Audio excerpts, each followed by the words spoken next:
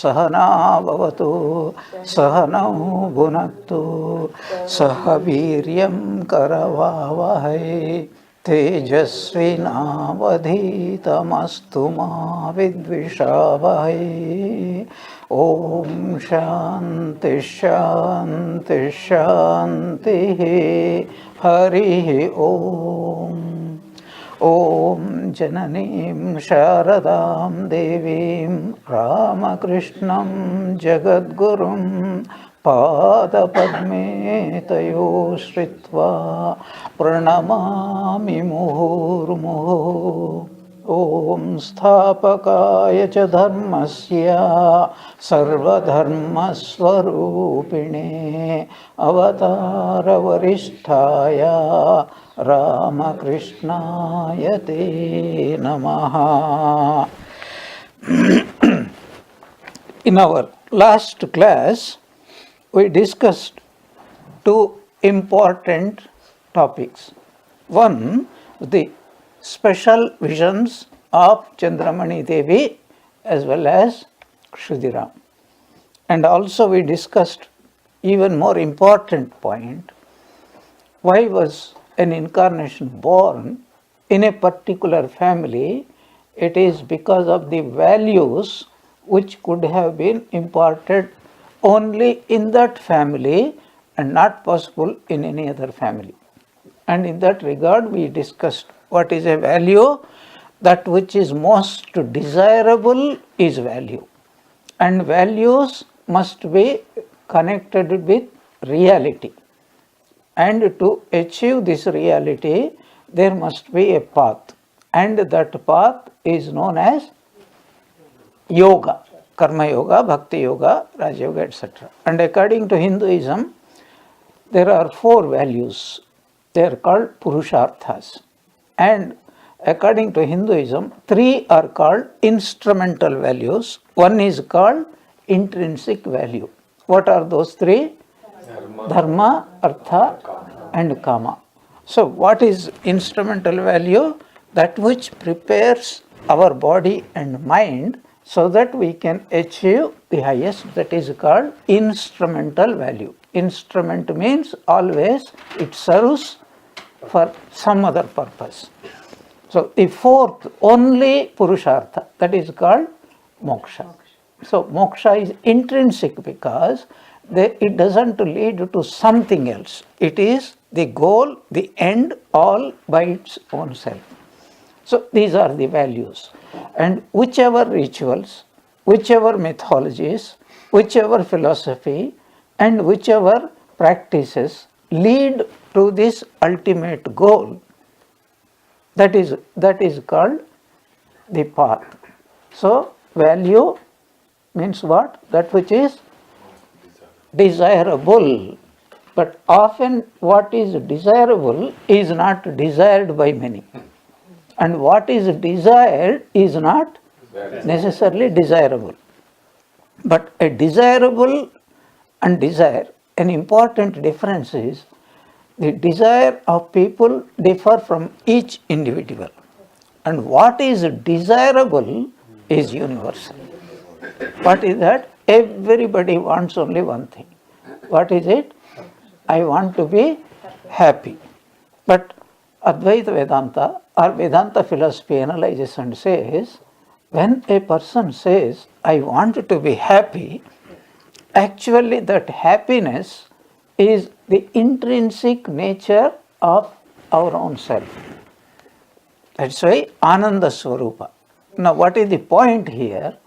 The point is that we are not to get happiness. We are to remove the obstacle to happiness, even an object. For example, Rasgulla. Today I can give you with greater emphasis the example of the Rasgulla because it is right in front. So we think Rasgulla is a desirable object because it gives us happiness. Does Rasgulla give happiness? No. What it can do? It can remove the obstruction to the happiness already within myself. So, if you understand this point, the next point is whatever sadhana, spiritual practice we do, it is not meant to give us something, it is to remove the obstacle. Because if I am not divine, then nothing else can give me. If I am not, happiness is not my nature, nothing can give me happiness. And this statement depends upon one fundamental truth we had already discussed several times, and I will be emphasizing many times. That is, if my nature is not happiness, then nothing can give me happiness. That is the most important point we have to understand. If my nature is to be a mango, I am going to become a mango. But if I am not going to become a mango, if my nature is not going to be a mango, and it is not going to happen. So these are the 2 points. What was it? Why Sri Ramakrishna was born in that particular family. Why was he born? Because that family gives the highest opportunity to give those supreme values in life. Now with this background, look at Kshudiram, look at Chandramani Devi, look at Ram Kumar, Rameshwar, of course Sri Ramakrishna. All their orientation in life is what? Only one. That is, you see, we use this word, this person is spiritual. But what does that word mean? It means the person's only goal is God realization. He is on the way. So in this class, we are going to discuss the birth of Sri Ramakrishna, childhood, special characteristics of Sri Ramakrishna. What is this? Aversion to mud, okay. Truthfulness, rationality, curiosity, bhava samadhi, Kshudiram's passing away. I thought we'll discuss, but let us see how many points we can discuss. A great soul is born. Autumn was succeeded by the seasons of dew and winter. Spring, the king of the seasons, had arrived. Of all the seasons, spring had just received a little more of the divine effulgent bliss, since it showers on the world so great a joy. With regard to this point, 2 points. One point is, God himself declares, among the seasons, I am spring season. Where? Bhagavad Gita. Rutunam kusuma karaha. And what is the special significance of this spring season? Spring, always time in England, in fall, it falls back. In spring, springs, not back, springs, what is springs? Springs forward. Okay, what is the point here? New life starts in the spring season among animals, among plants, and also among humans. It brings new joy.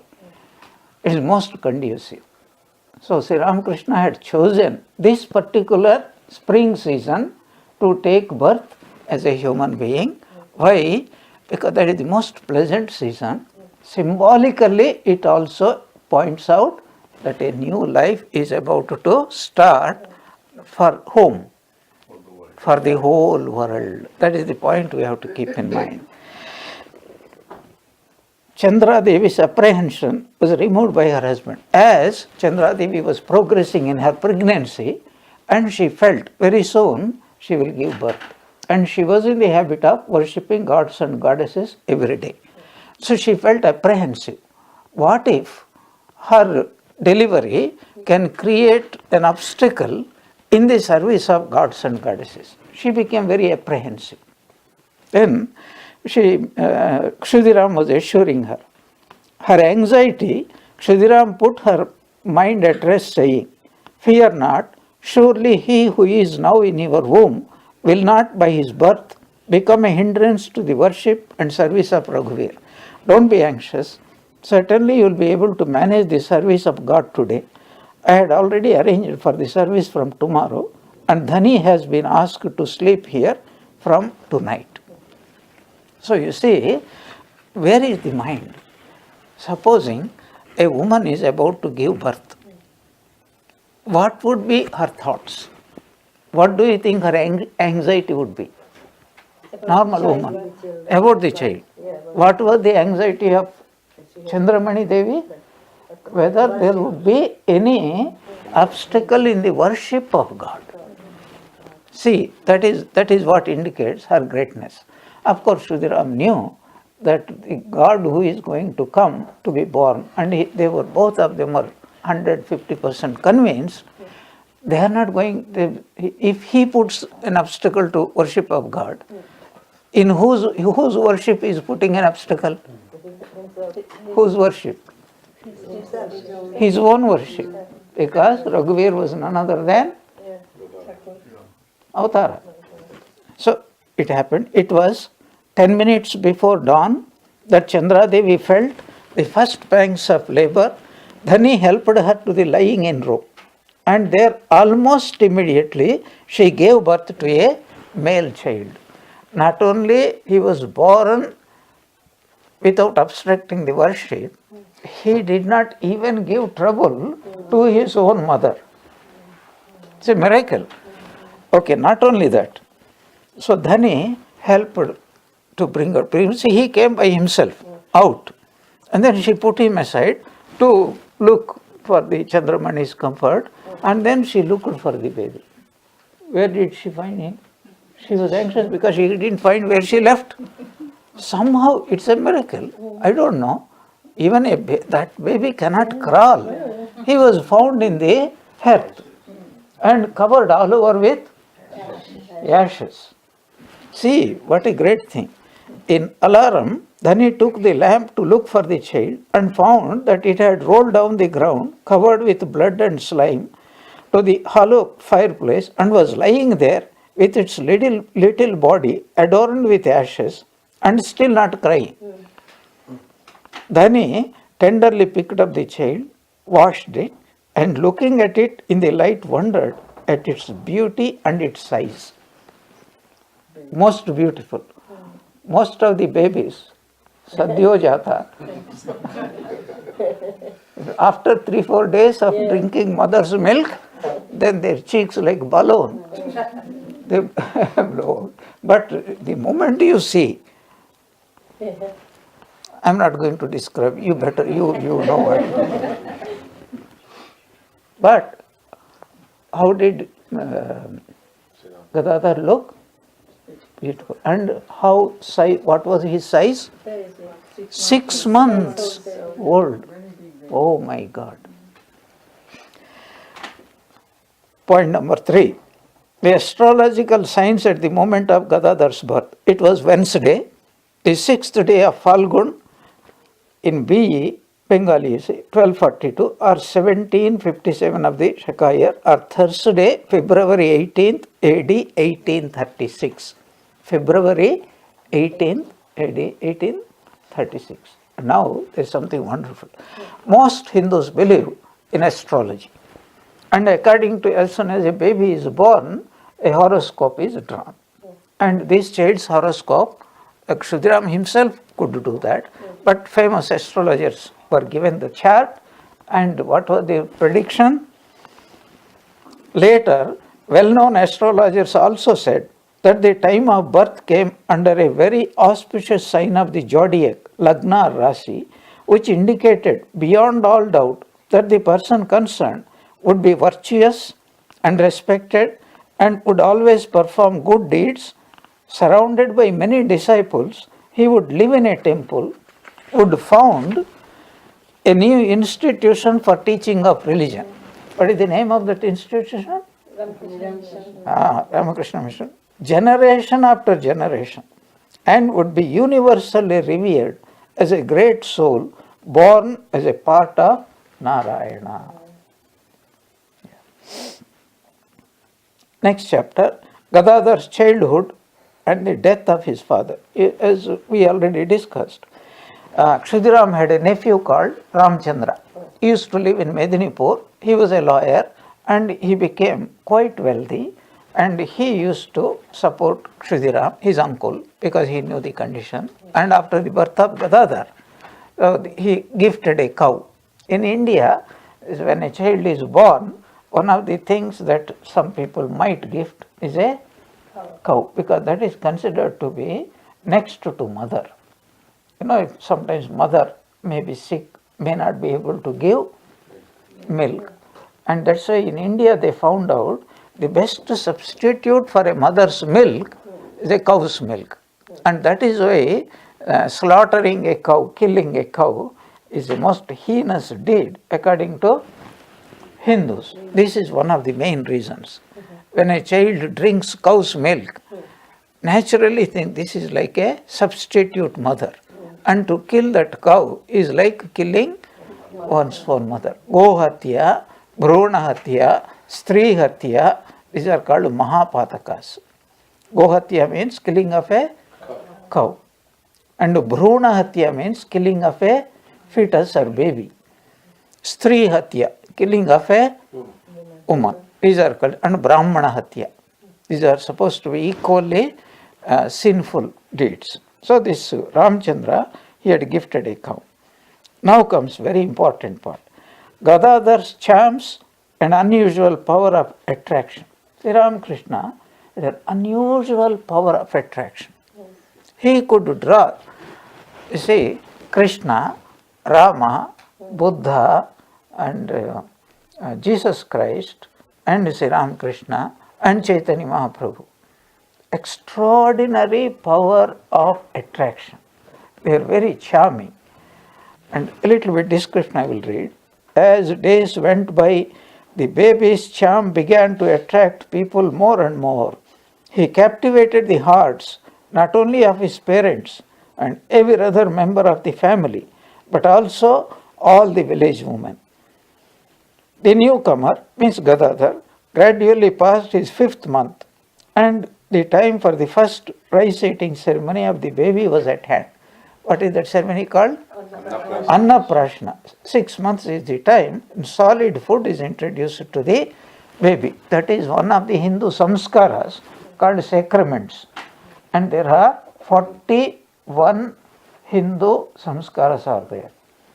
So right from, Jata Karma, when a child is born, a bit of honey is put in the baby's mouth, and then there are some Vedic mantras which say, may your whole life turn out to be as sweet as this madhu.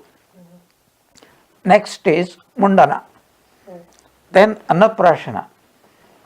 Like that, one after the other. Then Upanayana.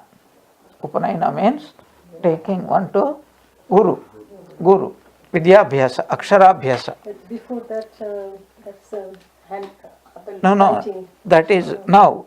In those days, that is called Vidya. They will be, if he is a twice born, a Brahmana, then Yagnopavita will be given, and that's why it is called Upanayana ceremony. Upavit, that's why it is called Upavit. Upa means near. So take the child near a teacher. That's why it is called Upanayana samskar. But now that people don't take, they bring to some ashramas, some temples, and then there they do this Hate Kodi na bole na? Hate Kodi. That is the ceremony. So Sri Ram, he was thinking, I am poor, how can I really celebrate these childs? Please do it once for all.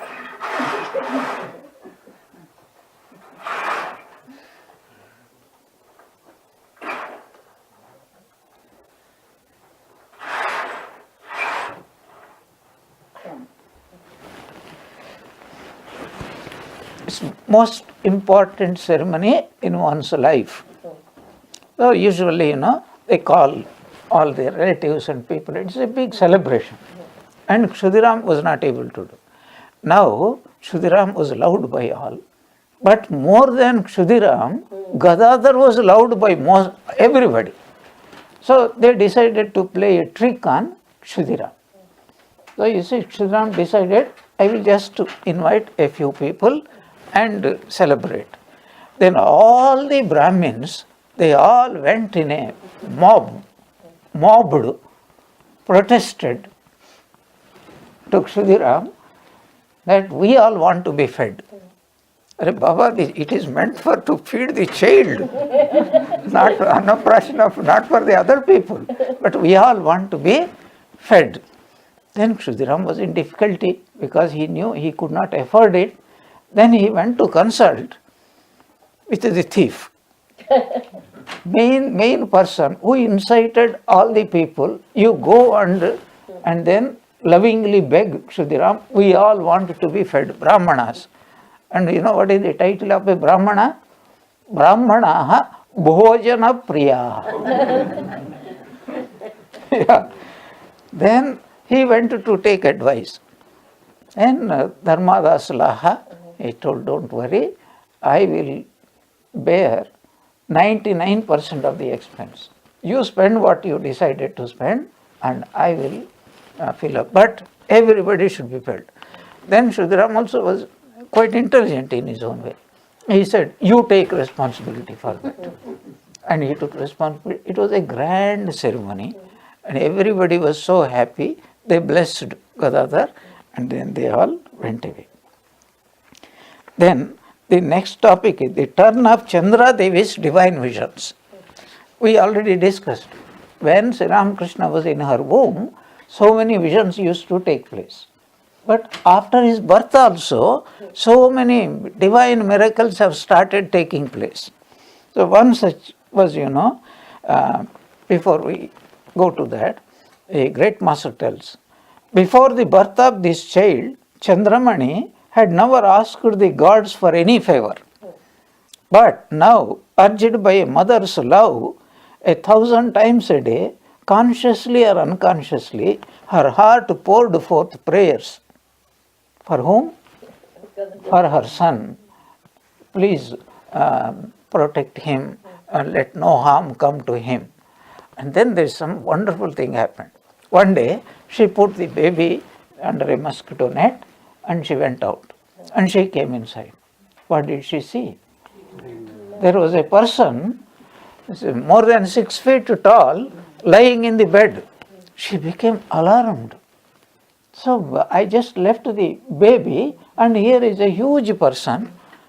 And then she went and called her husband. He came and when both of them came, this innocent baby, like that. What a Leela it was. It's like Sri Krishna's darshan. Yes. So this was one. Then a few years, 4 or 5 years gradually passed by. During this period, Kshudiram's last child, a daughter named Sarvamangala, was born. So how many children Kshudiram had? 3 sons and 2 daughters. 3 plus 2? Yeah, we have to know. This is the meditation. As Gadadhar grew up, Kshudiram was filled with wonder and delight at noticing the development of the boy's remarkable memory and intelligence. This is the next topic. Gadadhar's preparation for going to school. Kshudiram noticed that this boy was precocious. What was the talent? By hearing anything once, he will remember it for whole life. That is called Eka Shruti Dhara. Eka means once. Shruti means hearing. Dhara means he keeps it in memory. He never forgets. So if you scolded him, no, that he won't remember. Yeah. Or if you do something good, he remembers. This is the quality of God. Sri Ramakrishna used to say, if man does 99 good turns to man and 1 bad turn, the man forgets 99 good turns and remember only 1 bad turn. God is just the opposite. You do 99 bad turns and do 1 good turn, he will always remember that. Yeah. So, Kshudiram noticed remarkable memory and absolute intelligence, not only memory. There are people with memory without intelligence. There are people intelligent without memory. And there are some people who have got both memory as well as intelligence. And 4 types of memories, 4 types of memory, if you remember. Yes. Yes, yes, L, yes, L, yes, L, L. Anybody remembers? Long term, short term. So what it means is, so LS, worst type of memory. Long time to memorize, short time to forget. Next, S, yes, short time to memorize and short time also to forget. Then, what is the next one? Yes, sir. Short time, short time to memorize and a long time. And next is LL. Long time to memorize and long time to forget. But the best type of memory is SL. Means what? Very short time to remember and long time to forget. So, what type of memory Ramakrishna had? SL.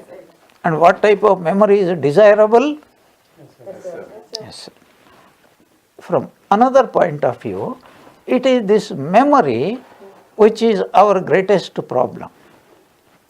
It is memory which is the greatest, because we read so many books, but when the actual event, something happens, we forget how Sri Ramakrishna behaved and all. I will just mention something very interesting. Swami Akhandanand is telling, when we were meditating, what do you think we were meditating? This is the subject.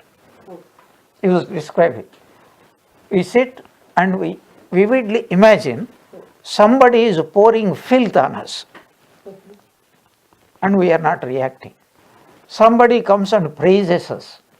We are not reacting. Somebody, they give so much of respect. We are not reacting. Somebody insults us. We are not reacting. We gain so many things, lot of things, and we don't care. And we lost so many things. We are not affected. Under all circumstances, the mind remains unperturbed. That condition is called samatvam yoga uchyate. Samatvam yoga uchyate. So there was an incident in the life of Swami Brahmanandaji. Once in his tapasya days, austere days, he was somewhere in North India sitting under a tree. It was winter, very cold, and he had very little to cover his body. And you know what happened? One merchant was traveling that way. He saw the sadhu and he saw he was shivering, and he got down, bowed down, and a very nice blanket, he presented it, bowed down and went away. A little time later, another man came, saw the blanket, came to the Swami, bowed down to the Swami, took the blanket and then went away. Prasada. Without permission. Prasada without permission. But this is and Brahmanandaji was telling, I was observing both, and okay, God has given, God has taken away. Nothing, I have not lost anything. That is called sadhubuddhi, sadbuddhi. So Sri Ramakrishna was fantastic memory and also intelligence to understand, and he applies. How do we know? Because later on in the gospel you find, once a sadhu came, he told me like that, and he quotes. That is how memory is there. So this Sridharam was filled with wonder. So sometimes he would take the lively boy on his lap and repeat to him a long list of names of his ancestors, or short hymns to gods and goddesses, and the various ways of paying homage to them, or wonderful stories from the Ramayana and the Mahabharata. He found that Gadadhar could remember, by hearing it only once, most of what he was told, even after a long time, and that when the boy was asked to repeat, he could do so without faltering. Later on we will see, when he used to go and witness the jatras, dramas, or listen to the spiritual bhajans, he will remember everything and he will enact the whole jatra all by himself. So, there is a particular name, one actor taking the role of many actors, changing his voice. What is it called? Ekapatra Vinayana. So, he was able to do that. But then at the same time, Kshudiram discovered that just as the boy took to and remembered some things with great eagerness, he also remained indifferent to certain other things which didn't appeal to him in spite of all efforts to rouse his interest. He noticed this when trying to teach him arithmetic, especially the multiplication table. He was then 5 years old. Gadadhar was very happy to meet boys of his own age, and his loving ways endeared him to them and to the teacher. So, there are certain subjects. What is it? Mathematics, arithmetic. What is arithmetic about? What is arithmetic about? Numbers. Calculation. That is the idea. Calculation. So, you know what is calculation? In Telugu language there is a saying, Mama, when you come to see me, what do you bring? And when I come to see you, what will you give? This is called calculation. We are all calculating. Today I did so much japa. What did I get? So for 15 years back I took initiation. I am doing so much japa. Why God is giving me so much trouble? This is called calculation. And in God's realm, calculation doesn't work. What works? Only God's grace. Only God's grace. And God's grace, to accept God's grace is called Sharanagati. And what does it mean to accept God's grace? Kare dauma brahma pado kare koroma adogam. Some people, oh mother, you elevate them to the position of Brahma. Some people, you push them down. If he is a devotee, what should be his attitude? He should accept both of them. Accepting both of them as prasada is another name for that is Sharanagati. Sharanagati. So in calculation and Sharanagati don't go together. They are opposite. That's why Sri Ramakrishna, he was totally opposite. He could not, he said, I couldn't count. 1, 2, 3, 4, 7, 3, like that. He counts like that. Naturally it comes like that. Suppose he also starts calculating, 2 devotees are there, how much japa this devotee did and how much japa the other devotee did. What would be our fate? So then there was a school, those who visited Kamarpukur, they know, a few minutes walk from Sri Ramakrishna's birthplace, there is one. Lahas is a school means what? It is a Durga body, just a hall, open hall. And they used to go in the morning, 2-3 hours, and then come home, eat and rest, and again go in the afternoon, and 1 or 2 hours, that is the school. Okay. Kshudiram became aware of the boy's peculiar temperament. Sri Ramakrishna had a very peculiar temperament. We will first read. The wonderful dreams and visions which had begun even before Gadadhar was born and foretold the boy's destiny had made a lasting impression on Kshudiram's mind. And so, whenever he found the boy doing something naughty, like all lively children, he could never be harsh with him. What does this statement show? Ramakrishna was quite naughty. Yeah. But what happens? It is good to be naughty, but later on this naughtiness, if it develops into nuttiness, that is not good. To be naughty is good, but to be nutty is not desirable. So what was Kshudiram's what is called reaction. So he would gently ask the boy not to do it again. He now then noticed also signs of willfulness in Gadadhar. What is willfulness? Stubbornness. Means what? In spite of saying, don't do that, he will go on doing it. And sometimes, because you told me not to do, I will go on doing it. Willfulness. But Sri Ramakrishna never belonged to that category. He always belonged. What was the reason? He wants to know that never command me, order me to do anything. Explain to me first why I should not do that. He wants the reason. And you see, even at that time, to demand that I want to understand why I should do, why I should not do, it requires a very high level of intelligence, also Shraddha. But if you simply say, don't do that, he is not a person to listen. Yeah, there are some instances are there.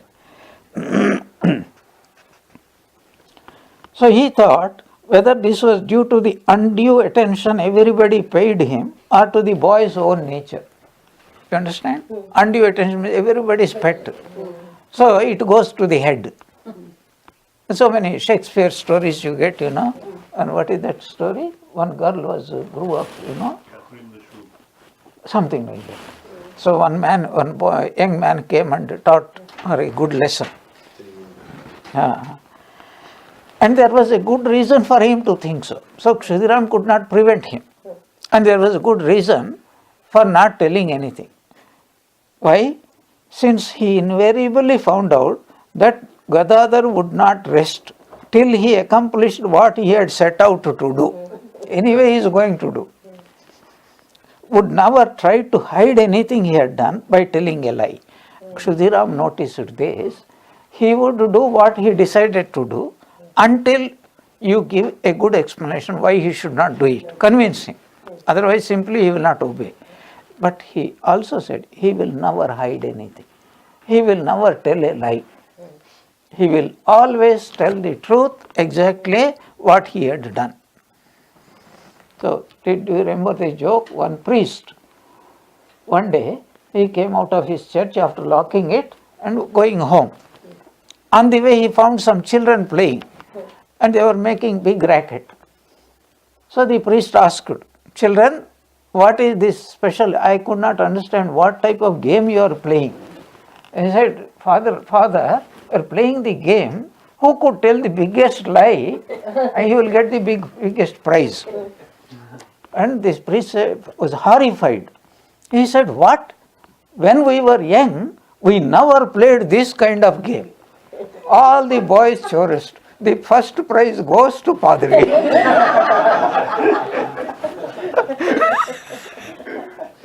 So you see, Gadadhar will always do, but he will never tell a lie.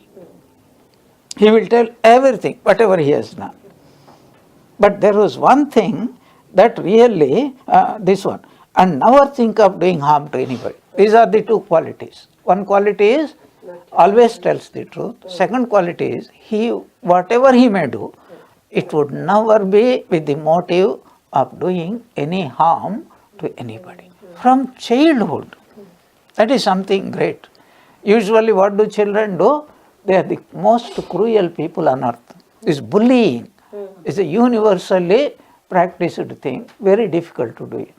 Then if they get some insects, they put some sticks they put without understanding. But these are the kind of shit. But Gadadhar will never ever do any harm to anybody. So this is a special quality. But there was one thing that really worried Kshudiram. When the boy was asked or forbidden to do anything, he would deliberately go counter to the instruction till it was put to him in a way that appealed to his heart and understanding. So here is an incident. There was a big tank at Haldarpukur by the side of Kshudiram's house. You have also, those who have visited, you have seen. For 2 or 3 days, he hid himself behind a tree near the tank. And so what happened? The incident was this. There was some women, there were 2 ghats, one for men and one for women. So the women, They used to wash their clothes, they used to bathe, and during bathing time, they change their clothes, they would be naked. So these small boys, they would splash. And some women also do their japa, sitting there for the whole world to notice.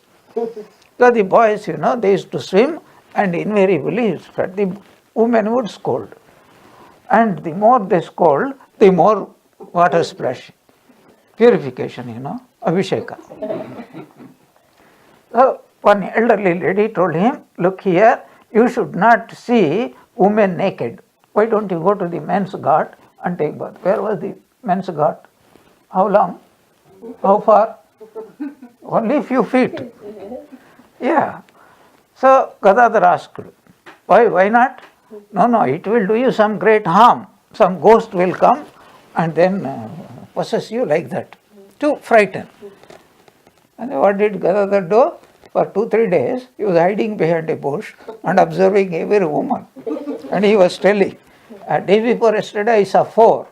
Yesterday I saw 6 women bathing. And today I saw 8.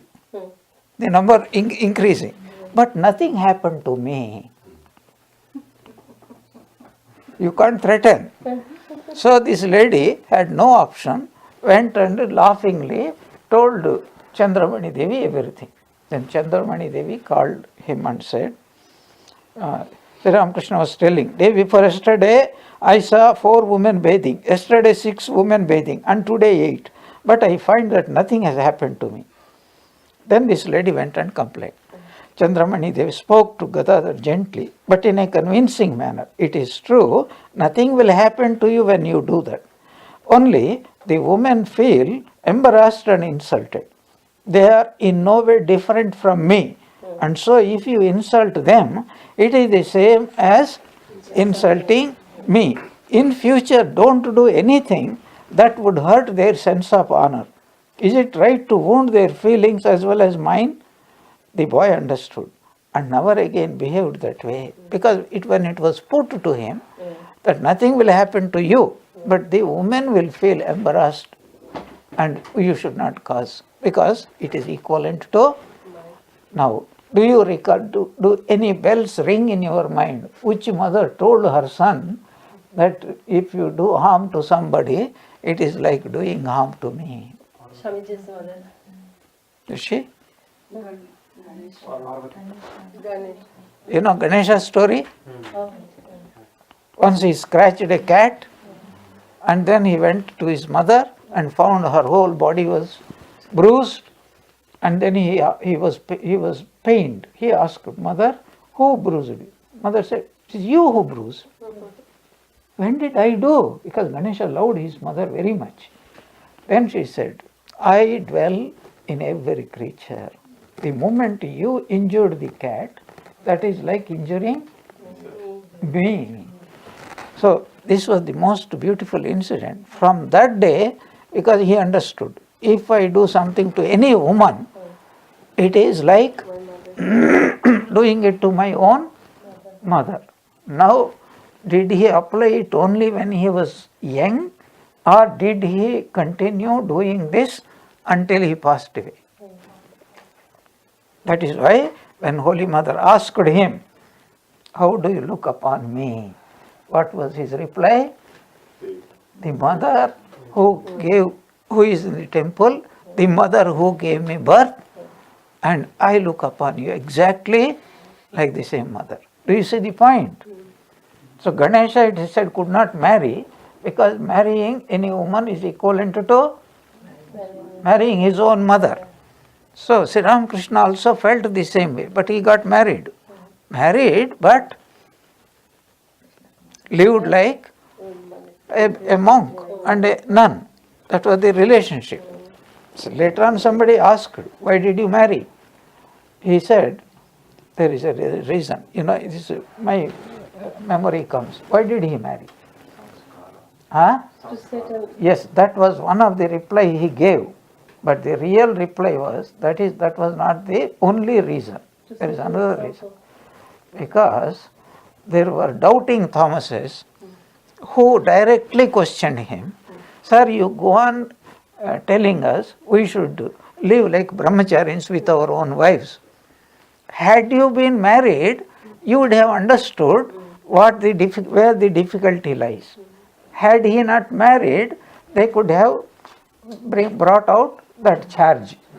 But now that he was married, not only that, he kept Holy Mother in his bed for 6 months and he tested himself. Now they can't bring that charge. It is for this purpose. Suppose I am a monk. So that because you are a monk, you are advising everybody to become monk. But now, had you been a householder, you would have understood how hard it is to live a pure life. But now they can't say, because he lived that kind of life even though he was married. There is also another reason how husband and wife should lead a life. An ideal husband, an ideal wife should lead. By marriage, he became an ideal for whom? For the householders of the entire world. But nobody can live like him, like brother and sister. That's why he gave a concession. What is the concession? After the birth of 1 or 2 children, should live like brother and sister. And only in 1960, slogans went up in India. Ek ya do. No more than that. Ek ya do. You know that family planning? See, economically, what Sri Ramakrishna was doing at that time. Yeah. Not only that, even the responsibility, if there are many children, then it is very difficult to look after them in the proper way. Now that Sri Ramakrishna had shown the way, I know that quite a number of people, they live like brother and sister. I know, even now, right now. Yeah. So, what is the story? That you should never forbid Sri Ramakrishna, never command, don't do this without giving an explanation.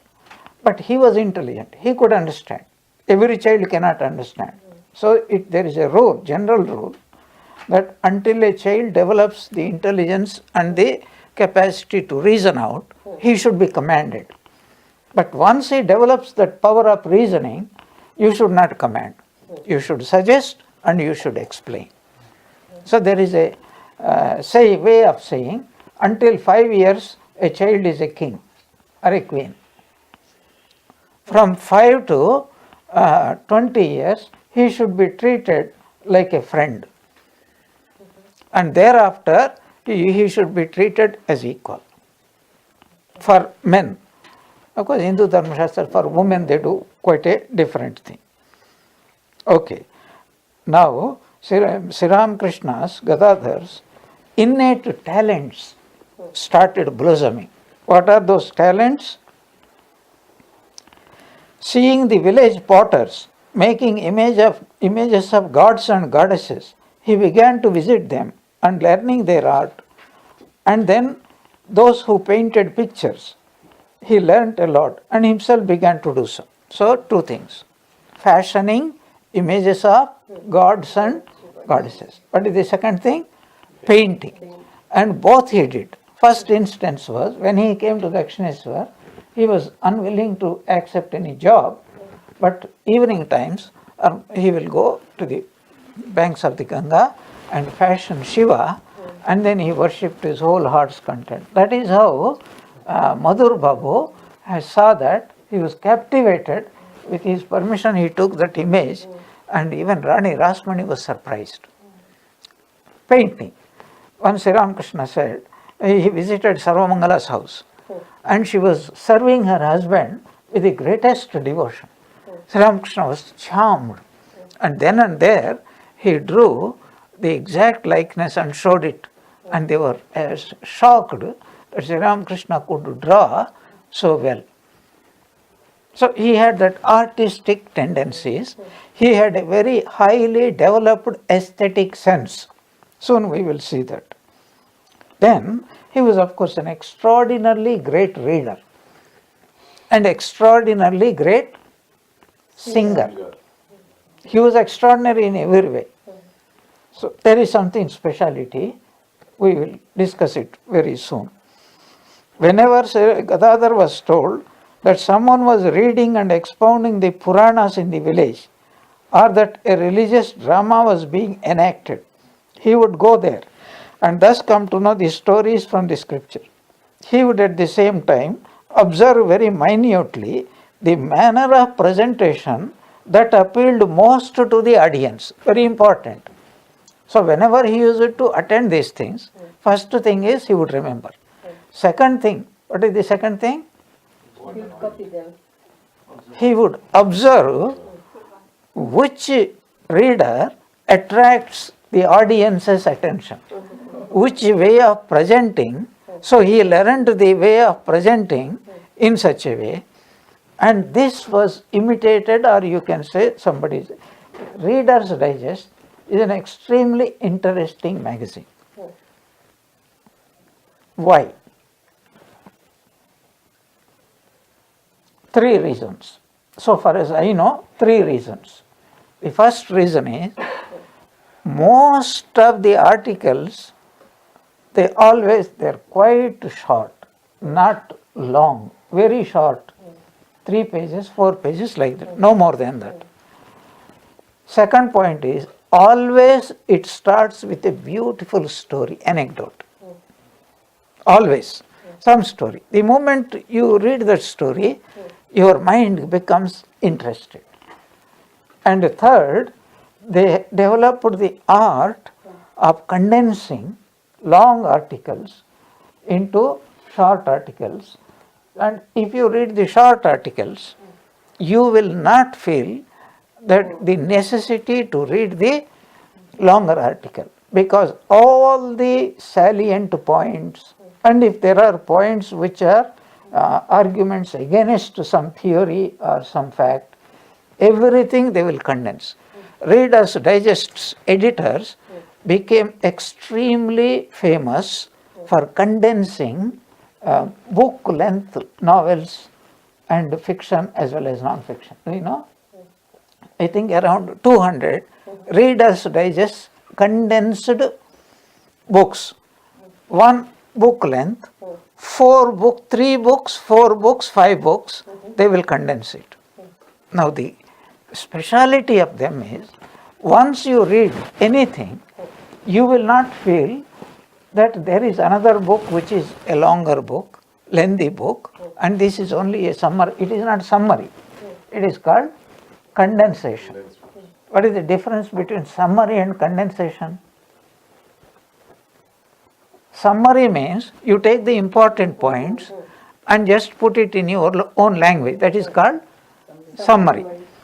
Condensation means it will be in the words of the same author, but he will remove so many things. Everything, sentences, verbs, structure, everything will be the author's words, but they will shorten it in such a way that you get all the maja and you will save time, etc.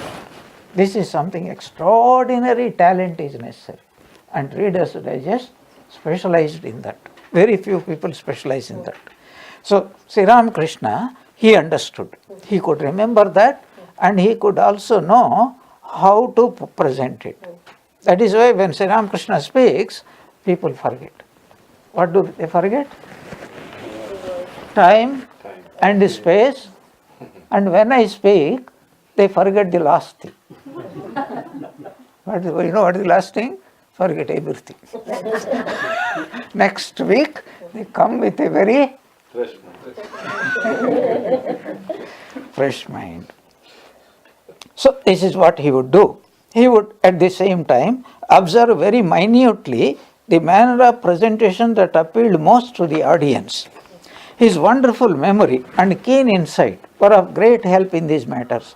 From that early age, his remarkable power of imitation and an inherent sense of fun helped the lively lad to mimic the peculiar gestures of men and women. You know, Sri Ramakrishna had developed a highly developed sense of imitation.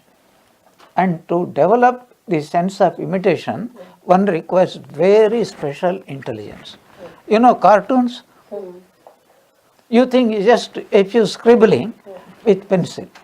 But the moment a lady with a just and you understand who that person is. It requires tremendous amount of observation and practice.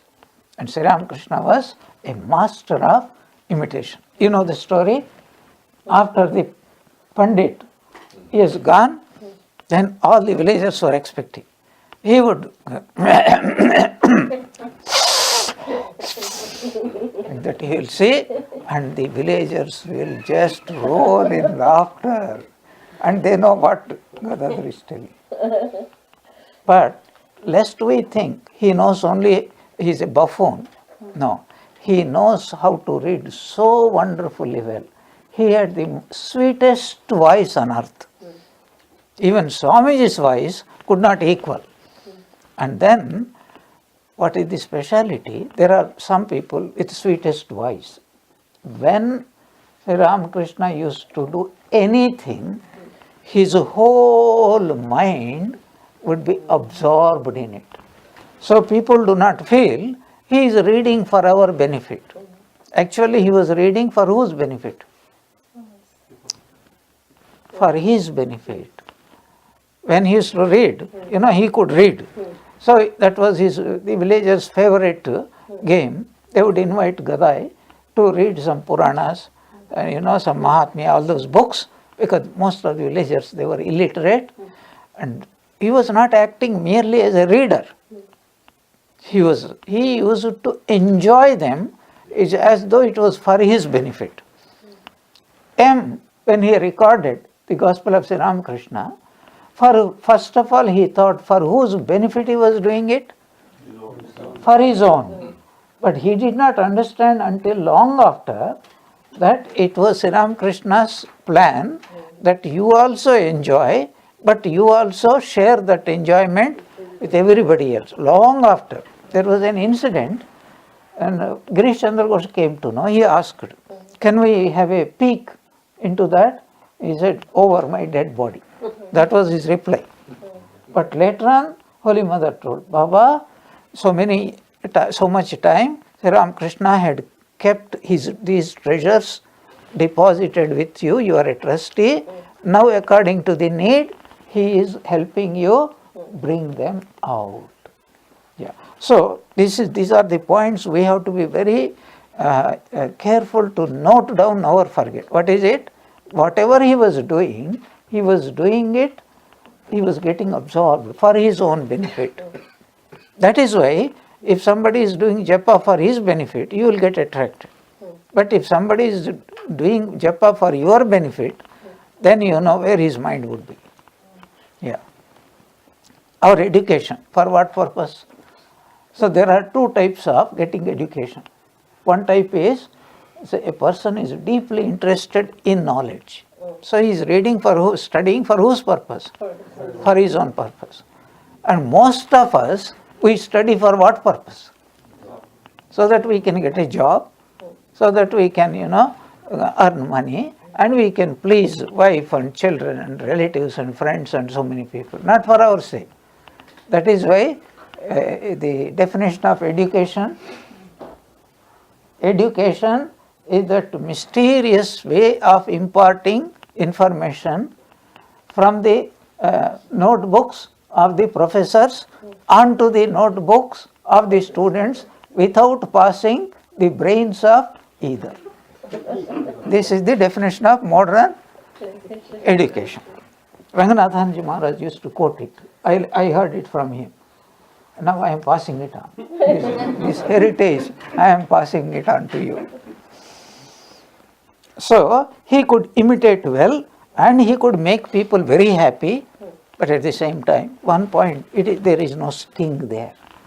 Even though he was imitating, making fun of other people, he never wished any harm to them. That's an important point we have to remember. Not only that, here is an important point. At the same time, the daily example of his parents helped to bring out his innate guilelessness and love of God. When he grew up, he remembered this, and all his life acknowledged with a grateful heart his debt to his parents, and how he expressed it. We will take it up in our next class. Important point is he is multi-talented, but one important point is all this is directed only towards one goal in life, which is called moksha. So he never deviated. Dharma, artha, kama, always directed towards God. But he was extraordinarily talented. He could paint, he could make images, he could sing, he could converse. He was a brilliant conversationalist. How do I know? How do we know? Very, very easy.